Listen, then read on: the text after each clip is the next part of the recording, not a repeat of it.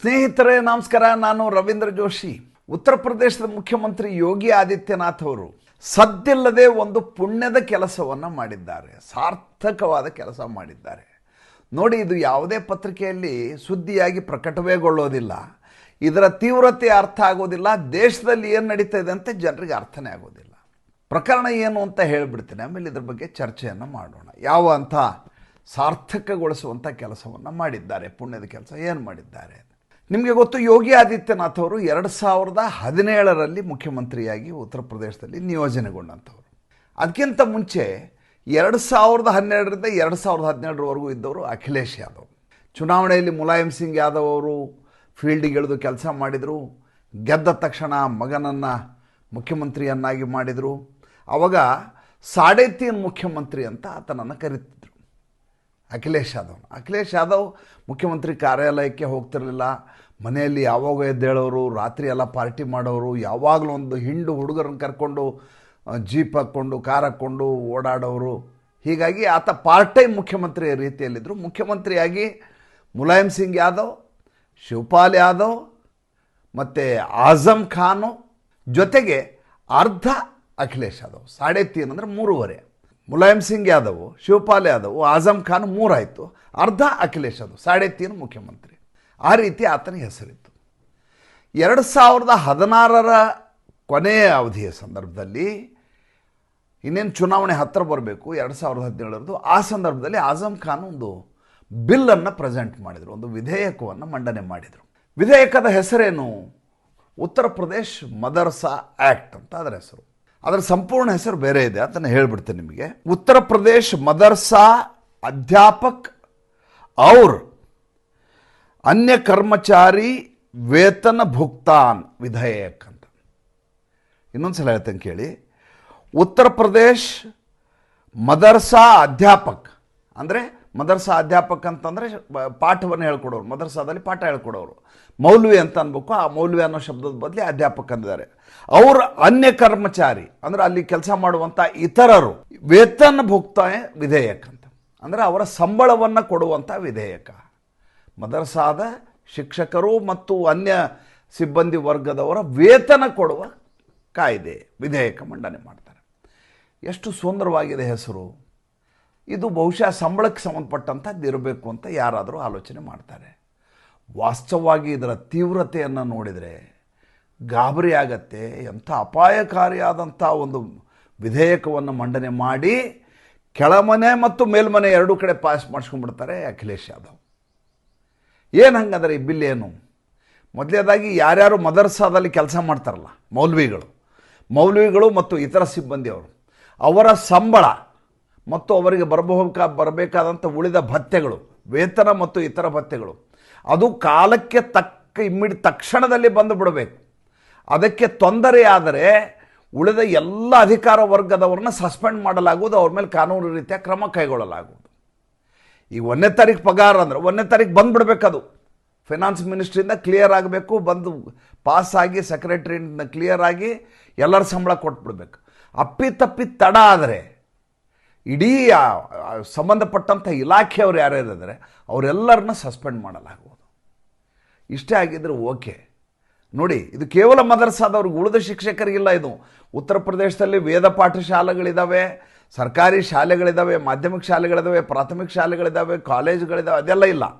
ಮದರ್ಸಾ ಎಂಪ್ಲಾಯೀಸಿಗೆ ಮಾತ್ರ ಈ ರೀತಿಯಾದಂಥ ವಿಶೇಷವಾದಂಥ ಪುರಸ್ಕಾರ. ಇಷ್ಟೇ ಅಲ್ಲ, ಇದರ ನಂತರ ಕೇಳಿ, ಈ ಮದರ್ಸಾದಲ್ಲಿ ಕೆಲಸ ಮಾಡುವ ಮೌಲ್ವಿಗಳಿದಾರಲ್ಲ, ಅವರ ಮೇಲೆ ಮೊಕದ್ದಮೆ ಹಾಕೋದಿರಲಿ, ಅವರ ತನಿಖೆಯನ್ನು ಕೂಡ ಪೊಲೀಸರು ಮಾಡೋ ಹಾಗಿಲ್ಲ. ಈ ವಿಧೇಯಕದ ವಿಶೇಷತೆ ಅದು. ಈ ಮೌಲಾಗಳಿಗೆ ಹೇಳ್ಕೊಡೋದಲ್ಲ, ಪೀರಾಗಳು, ಮೌಲ್ವಿ, ಮೌಲಾನ, ಇಮಾಮು, ಇವರೆಲ್ಲ ಮಕ್ಕಳಿಗೆ ಪಾಠ ಹೇಳ್ಕೊಡೋದು. ಅಲ್ಲಿ ಕುರಾನ್ ಪಠಣ ಮಾಡಿಸ್ತಾರೆ. ಬರೋ ಮಕ್ಕಳು ಎಂಥವ್ರು ಅಂತ ನಿಮ್ಗೆ ಗೊತ್ತಿದೆ. ಹುಡುಗಿಯರು ಬರ್ತಾರೆ, ಹುಡುಗರು ಬರ್ತಾರೆ, ತಲೆ ಮೇಲೆ ಜಾಳಿಗೆ ಟೊಪ್ಪಿ ಹಾಕ್ಕೊಂಡಿರ್ತಾರೆ, ಅಕ್ಕ ಉಕ್ಕ ಬಕ್ಕ ಅಕ್ಕ ಉಕ್ಕ ಹೇಳ್ಕೋತ ಕೂತಿರ್ತಾರೆ. ಅವರು ಆ ಮೌಲ್ವಿಗಳಿದಾರಲ್ಲ, ಆ ಮೌಲ್ವಿಗಳು ಯಾವುದೇ ಅಪರಾಧ ಮಾಡಿದರೂ ಕೂಡ ಅವ್ರ ಕುರಿತು ಯಾವುದೇ ರೀತಿಯ ತನಿಖೆಯನ್ನೇ ಮಾಡಲಿಕ್ಕೆ ಪೊಲೀಸರಿಗೆ ಅನುಮತಿ ಇಲ್ಲ. ಕೇಸ್ ಹಾಕೋದು ದೂರ ಉಳಿತು. ಕೇಸ್ ಹಾಕಂಗಿಲ್ಲ ಅಂತ ಹೇಳಿದ್ರೆ ಮಾತು ಬೇರೆ, ಕೇಸ್ ಹಾಕೋದಲ್ಲ, ತನಿಖೆಯನ್ನು ಕೂಡ ಮಾಡೋ ಹಾಗಿಲ್ಲ. ಒಂದು ವೇಳೆ ತನಿಖೆ ಮಾಡಲೇಬೇಕಾದ ಪ್ರಸಂಗ ಬಂದಾದರೆ ಮುಖ್ಯಮಂತ್ರಿಯಿಂದ ಅನುಮತಿಯನ್ನು ಪಡೆದು ಆ ಮದರಸಾದ ಮೌಲ್ವಿಗಳ ತನಿಖೆಯನ್ನು ಮಾಡಬಹುದು. ಅಖಿಲೇಶ್ ಯಾದವ್ ಕೂತಿರ್ತಾನೆ, ರಾತ್ರಿ 2 ಗಂಟೆವರೆಗೆ ಪಾರ್ಟಿ ಮಾಡಿರ್ತಾನೆ, ಯಾವುದೋ ಒಬ್ಬ ಮೌಲ್ವಿ ಸಣ್ಣ ಹುಡುಗಿ ಮೇಲೆ ಅತ್ಯಾಚಾರ ಮಾಡಲಿಕ್ಕೆ ಪ್ರಯತ್ನ ಮಾಡಿದ್ದಾನೆ ಅಂದ್ಕೊಳ್ಳಿ, ಅವ್ರ ಮೇಲೆ ತನಿಖೆ ಮಾಡಬೇಕು ಅಂತ ಪೊಲೀಸರು ಹೋಗ್ತಾರೆ, ಪೊಲೀಸ್ ಇಲಾಖೆಯಿಂದ ಲೆಟರ್ ತೊಗೊಂಡೋದ್ರು ಅಂದ್ಕೊಳ್ಳಿ. ಏನೋ ಮಾಡಿರ್ತಾನೆ, ಹೋಗಲಿ ಬಿಡೋ, ಹೋಗಿ ಬುದ್ಧಿ ಹೇಳಿ ಕಳಿಸಿ ಅಂತ ಹೇಳಿದರೆ ಮುಗಿದ ಕೇಸೇ ಇಲ್ಲ ಅದು.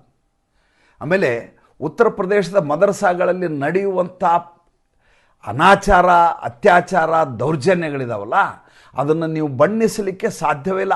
ಆ ರೀತಿಯದಾದಂಥ ವಿಕೃತವಾದ ಜಗತ್ತಲ್ಲಿದೆ. ಅಲ್ಲಿ ನಡೆದಂಥ ಬೇರೆ ಯಾವುದೂ ಬೇಡ ನಿಮಗೆ, ಅಲಹಾಬಾದ್ ಮದರಸಾ ಕಾಂಡ ಅಂತ ಹಾಕಿ ನೀವು ಗೂಗಲ್ಗೆ ಹೋಗಿ, ಈಗ ಅದು ಪ್ರಯಾಗರಾಜ್ ಆಗಿದೆ, ಅವಾಗ ಅಲಹಾಬಾದ್ ಅಂತಿತ್ತು.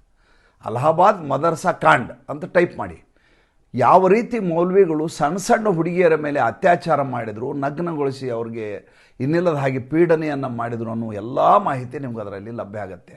ಮೊದಲನೇದಾಗಿ ಬಡವ್ರ ಮಕ್ಕಳು ಇಲ್ಲಿ ಓದ್ಲಿಕ್ಕೆ ಬರ್ತಾರೆ, ಇವ್ರದ್ದು ಹಾಸ್ಟೆಲ್ಗಳು ಬೇರೆ ಇರ್ತವೆ. ಆ ಹಾಸ್ಟೆಲ್ಗೆ ಬೇರೆ ಬೇರೆ ಊರಿಗಿಂದ, ಮೇರಠದಿಂದ, ಕಾನ್ಪುರಿಂದ, ಲಖನೌನಿಂದ, ಬೇರೆ ಬೇರೆ ಊರಿಂದ ಮಕ್ಕಳು ಓದಲಿಕ್ಕೆ ಬಂದಿರ್ತವೆ. ಆ ಹಾಸ್ಟೆಲ್ನಲ್ಲಿ ಉಳ್ಕೊಳ್ತಿರ್ತಾರೆ. ಉಳ್ಕೊಂಡಂಥ ಮಕ್ಕಳ ಮೇಲೆ ಈ ಮೌಲ್ವಿ ಮೌಲಾನಾಗಳ ದೌರ್ಜನ್ಯ ಇದೆಯಲ್ಲ, ಅವರ ವಿಕೃತವಾದಂಥ ಹಿಂಸ್ರವಾದಂಥ ಲೈಂಗಿಕ ಚೇಷ್ಟೆಗಳಿದಾವಲ್ಲ, ಅದನ್ನು ನಾವು ಇಲ್ಲಿ ಶಬ್ದಗಳಲ್ಲಿ ಹೇಳಲಿಕ್ಕೆ ಸಾಧ್ಯವೇ ಇಲ್ಲ. ಹಾಗಿದ್ದರೂ ಕೂಡ ಅವರನ್ನು ರಕ್ಷಿಸುವ ಕೆಲಸವನ್ನು ಅಖಿಲೇಶ್ ಯಾದವ್ ಅವರ ಸರ್ಕಾರ ಮಾಡಬೇಕು ಅಂತ ಒಂದು ವಿಧೇಯಕ ಮಂಡನೆಯನ್ನು ಮಾಡಿಬಿಡ್ತು. ಮಾಡಿ ಅದನ್ನು ಪಾಸು ಮಾಡಿಸ್ಬಿಡ್ತು. ಆಗಿದ್ದು ಎಲ್ಲಿಗೆ ಬಂತು? ನೇರವಾಗಿ ರಾಜ್ಯಪಾಲರ ಹತ್ರ ಬಂತು. ಅಲ್ಲಿ ಅಂಕಿತ ಆದಮೇಲೆ ತಾನೇ ಕಾಯ್ದೆಯಾಗಿ ಪರಿವರ್ತನೆ ಹೊಂದೋದು. ಒಂದು ಯಾವುದೇ ಒಂದು ವಿಧೇಯಕ ಕಾಯ್ದೆಯಾಗಿ ಪರಿವರ್ತನೆ ಹೊಂದೋದು ಯಾವಾಗ? ರಾಜ್ಯಪಾಲರ ಅಂಕಿತ ಬಿದ್ದ ಮೇಲೆ. ಆವಾಗ ರಾಮ್ ನಾಯಕ್ ಅಂತೇಳಿ ನಮ್ಮ ಮಹಾರಾಷ್ಟ್ರದ ರಾಮ್ ನಾಯಕ್ ಅವರು ರಾಜ್ಯಪಾಲರು. ಅಷ್ಟೊತ್ತಿಗೆ ನರೇಂದ್ರ ಮೋದಿ ಅವರ ಸರ್ಕಾರ ಬಂದಿತ್ತು 2014ರಲ್ಲಿ. 2016ರ ಕೊನೆಗೆ ಬಂದಂಥ ಬಿಲ್ ಇದು. ರಾಮ್ ನಾಯಕ್ ನೋಡ್ತಾರೆ, ಗಾಬರಿ ಆಗಿಬಿಡ್ತಾರೆ. ಏನಿದೆ ಈ ರೀತಿಯಲ್ಲ, ಪೊಲೀಸರು ತನಿಖೆಯನ್ನೇ ಮಾಡೋದಿಲ್ಲ. Immunity to what extent? ರಿಯಾಯಿತಿ ಎಷ್ಟರ ಮಟ್ಟಿಗೆ?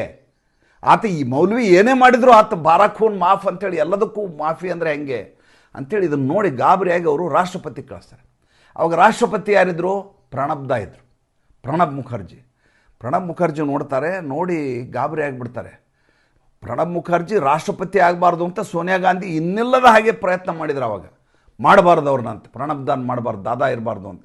ದಾದಾನ ಕಂಡ್ರಾಗ್ತಿರಲಿಲ್ಲ. ಯಾಕಂದ್ರೆ ದಾದಾ ಕಾಯ್ದೆ ಪ್ರಕಾರ ಜೀವನ ಮಾಡಿದಂಥ ವ್ಯಕ್ತಿ, ಇವರ ಗಾಂಧಿ ಕುಟುಂಬಕ್ಕೆ ಗುಲಾಮಗಿರಿ ಮಾಡುವುದರ ವಿರುದ್ಧವಾಗಿದ್ದಂಥ ಮನುಷ್ಯ. ಜೊತೆಗೇ ಇದ್ದರು, ಆದರೆ ಸ್ವಾಭಿಮಾನವನ್ನು ಕಾಪಾಡಿಕೊಂಡಂಥ ಮನುಷ್ಯ. ಭಾರತೀಯ ಜನತಾ ಪಾರ್ಟಿ ಮನಸ್ಸು ಮಾಡಿ ಪ್ರಣಬ್ ಮುಖರ್ಜಿ ಅವ್ರನ್ನ ರಾಷ್ಟ್ರಪತಿ ಮಾಡ್ತು. ಅಷ್ಟೇ ಅಲ್ಲ, RSSನ ಕಾರ್ಯಕ್ರಮಕ್ಕೆ ಬೇರೆ ಕರ್ಕೊಂಡೋಗಿ ಇವ್ರಿಗೆ ಬೆಂಕಿ ಹಚ್ಚಿದ್ರು. ಮಜಾ ನೋಡಿ ಹೆಂಗಿದೆ, ಯಾವ ರೀತಿ ಉರಿ ಆಗಿರ್ಬೋದು ಯೋಚನೆ ಮಾಡಿ. ಅವರಿಗೆ ಕಾಂಗ್ರೆಸ್ನವ್ರಿಗೆ ಪ್ರಣಬ್ದಾನ RSS ಕಾರ್ಯಕ್ರಮಕ್ಕೆ ಮುಖ್ಯ ಅತಿಥಿ ಅಂತ ಇರಲಿ. ಅದ್ರ ಬಗ್ಗೆ ಆಮೇಲೆ ಇನ್ನೊಮ್ಮೆ ಯಾವಾಗಾದರೂ ಮಾತಾಡೋಣ. ಪ್ರಣಬ್ದ ನೋಡ್ತಾರೆ ಏನು ಅಸಂವಿಧಾನಿಕವಾಗಿದೆ ಅಂತ ವಾಪಸ್ ಹಾಕ್ತಾರೆ ಬಿಲ್ನ. ಆ ಬಿಲ್ ವಾಪಸ್ ಬರುತ್ತೆ, ಅದರ ತಿದ್ದುಪಡಿ ಮಾಡಿ ಮತ್ತೆ ಕಳಿಸ್ಬೇಕು. ಅಷ್ಟರಲ್ಲಿ ಸರ್ಕಾರ ಬಿದ್ದೋಗ್ಬಿಡುತ್ತೆ. 2017 ಬಂದ್ಬಿಡುತ್ತೆ, ಚುನಾವಣೆ ಬರುತ್ತೆ. ಅಖಿಲೇಶ್ ಯಾದವ್ನ ಅತಿ ದೊಡ್ಡದಾದಂಥ ಷಡ್ಯಂತ್ರ, ಆಜಮ್ ಖಾನ್ನ ಷಡ್ಯಂತ್ರ ವಿಫಲ ಆಗಿಬಿಡುತ್ತೆ. ಆ ಫೈಲ್ ಹಾಗೇ ಇರುತ್ತೆ. ವಿಧೇಯಕ ಇನ್ನೂ ಇದ್ದದ್ದು, ಅದು ನಾಶ ಆಗಿಲ್ಲ. ನಿನ್ನೆ ಯೋಗಿ ಆದಿತ್ಯನಾಥ್ ಅದನ್ನು ಹಿಂತೆಗೆದುಕೊಂಡ್ರು. ಆ ವಿಧೇಯಕವನ್ನೇ ವಿಡ್ರಾ ಮಾಡ್ಕೊಂಡ್ಬಿಟ್ರು. ಅಂದರೆ ಈ ಸಮಾಜವಾದಿ ಪಾರ್ಟಿ, ಕಾಂಗ್ರೆಸ್ಸು ಯಾವ ರೀತಿಯ ತುಷ್ಟೀಕರಣವನ್ನು ಮಾಡ್ತಿದ್ರು, ಮತ್ತು ಹೇಗೆ ಹಿಂದೂಗಳ ವಿರುದ್ಧ ಇವರ ಹೋರಾಟ, ಹಿಂದೂಗಳ ವಿರುದ್ಧ ನಿರಂತರವಾದಂಥ ಕಿರುಕುಳ ಕೊಡೋದು. 2015ರಲ್ಲಿ ಕಮ್ಯುನಲ್ ವೈಲೆನ್ಸ್ ಬಿಲ್ ಅಂತ ತಂದರು. ಫಸ್ಟಿಗೆ ತಂದದ್ದು ಸೋನಿಯಾ ಗಾಂಧಿ. ವಿಚಿತ್ರ ನೋಡಿ ಹೆಂಗಿದೆ ಅದು ಬಿಲ್ಲು ಅಂದರೆ, 8 ರಾಜ್ಯಗಳಲ್ಲಿ ಹಿಂದೂಗಳು ಅಲ್ಪಸಂಖ್ಯಾತರು. ಅಲ್ಲಿ ಕೂಡ ಯಾವುದೇ ವೈಲೆನ್ಸ್ ಆದರೆ ಹಿಂದೂಗಳೇ ಅಪರಾಧಿಗಳಲ್ಲಿ, ಅವ್ರನ್ನೇ ದೋಷಿಗಳನ್ನಬೇಕು. ಇನ್ನು ಉಳಿದ ರಾಜ್ಯಗಳಲ್ಲಿ ಹಿಂದೂಗಳು ಬಹುಸಂಖ್ಯಾತರು, ಅಲ್ಲಂತೂ ಯಾವುದೇ ವೈಲೆನ್ಸ್ ಆದರೂ ಕೂಡ ಬಹುಸಂಖ್ಯಾತ ಹಿಂದೂಗಳೇ ದೋಷಿಗಳು. ಅಲ್ಪಸಂಖ್ಯಾತರಿರೋ ರಾಜ್ಯಗಳಲ್ಲಿಯೂ ಕಮ್ಯುನಲ್ ವೈಲೆನ್ಸ್ನಲ್ಲಿ ಹಿಂದೂಗಳು ದೋಷಿಗಳು, ಬಹುಸಂಖ್ಯಾತರಿದ್ದರಲ್ಲಿ ಇವರೇ ದೋಷಿಗಳು.